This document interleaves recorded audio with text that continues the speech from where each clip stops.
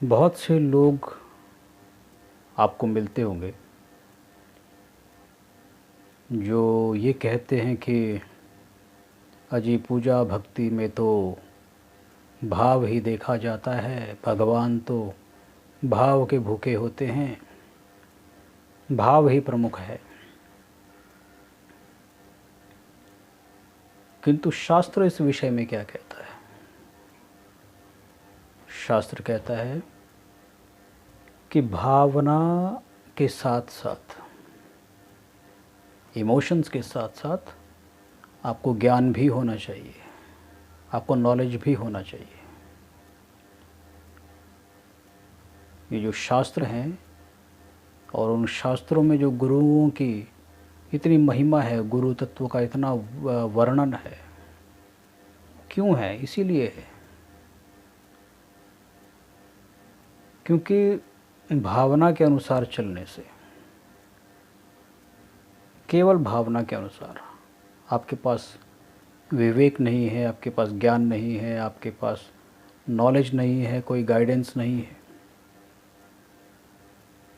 तो भाव के अनुसार ही आध्यात्मिक जीवन में उन्नति प्राप्त हो सकती है, ऐसा नहीं कहा जा सकता।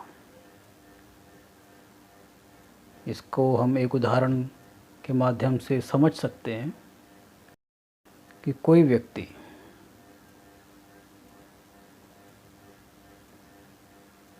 चंडीगढ़ से दिल्ली के लिए निकलना चाहता है। इसे आप किसी भी तरह से ले सकते हैं। मैंने एक ये छोटे से उदाहरण के लिए चंडीगढ़ और आपको दिल्ली का उदाहरण दे रहा हूँ। एक स्थान से दूसरे स्थान पर जाने के लिए कोई व्यक्ति निकल रहा है भावना के अनुसार कि मैं दिल्ली जाना चाहता हूँ, लेकिन उसने जो दिशा है वो गलत चुन ली। उसको दिशा का ज्ञान नहीं था कि दिल्ली किस दिशा में है, और वो विपरीत दिशा में चलता रहा, चलता जा रहा है, चलता जा रहा है, कई दिन बीत जाते हैं। तो क्या वो दिल्ली पहुंच सकेगा? क्या वो पहुंच पाएगा दिल्ली? सिंपल सा साधारण सा उत्तर है कि नहीं पहुंच सकेगा। बेशक वो व्यक्ति कितना भी कहे कि मैं तो बहुत भाव के साथ चल रहा था, भावना से चल रहा था, बहुत श्रद्धा से चल रहा था, मैंने तो बहुत परिश्रम किया है दिल्ली पहुंचने के लिए, किंतु वो दिल्ली नहीं पहुंच सका, नहीं पहुंच सकेगा। क्योंकि दिल्ली जिस दिशा की ओर है, उसने उस दिशा की ओर तो पग बढ़ाए नहीं, उस दिशा की ओर तो यात्रा आरंभ नहीं की, कदम बढ़ाए नहीं। और ये निर्धारण कौन करता है? ये विवेक, ये बुद्धि आपको प्रदान करते हैं गुरु और शास्त्र। शास्त्रों का अध्ययन यदि आप करते हैं, क्योंकि शास्त्रों की जो भाषा है वो भी बहुत जटिल है, उसको समझने के लिए भी गुरु की आवश्यकता पड़ती है, जो शास्त्र के जो वचन हैं उनको डीकोड कर सके। वो जिस भाषा में, जिस शैली में, जिस उच्च अवस्था के अनुसार मनीषियों ने उनको उपदेश किया है, क्योंकि जो ऋषि महर्षि हुए उनका जो एक बौद्धिक और जो चेतना का स्तर था वो साधारण नहीं था।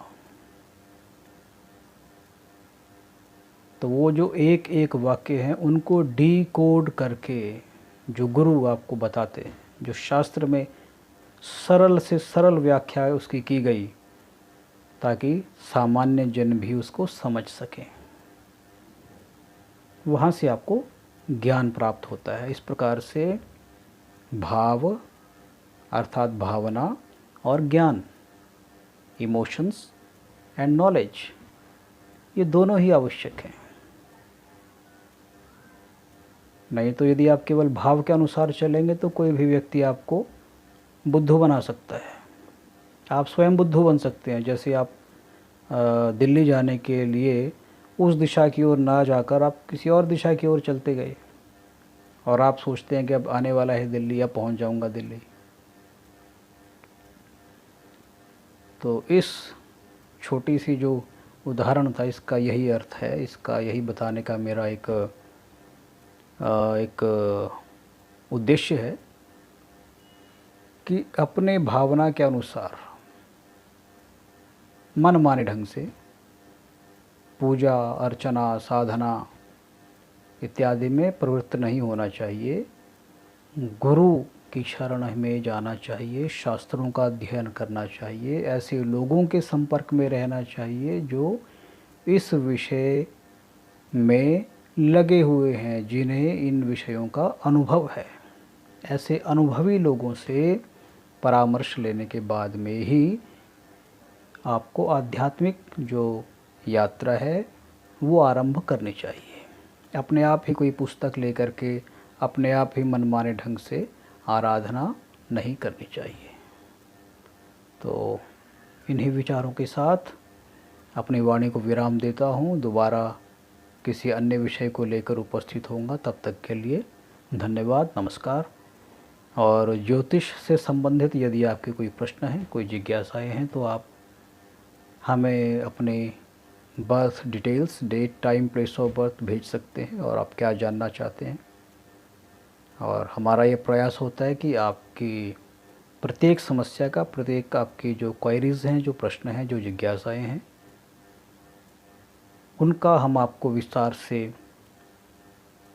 जो एक सॉल्यूशन है वो आपको दे सकें। ये हमारा प्रयास रहता है। और कभी कभी कुछ विलम्ब भी हो सकता है, कुछ देर भी हो सकती है, क्योंकि बहुत सारे कॉल्स होते हैं, बहुत सारे मैसेजेस होते हैं। कभी कभी हम आपको तुरंत जो है आपको रिप्लाई नहीं कर पाते हैं, तो उसके लिए आप थोड़ा सा धैर्य बनाए रखा करें। आपके प्रश्नों का उत्तर हम अवश्य ही देते हैं, थोड़ा विलम्ब हो सकता है।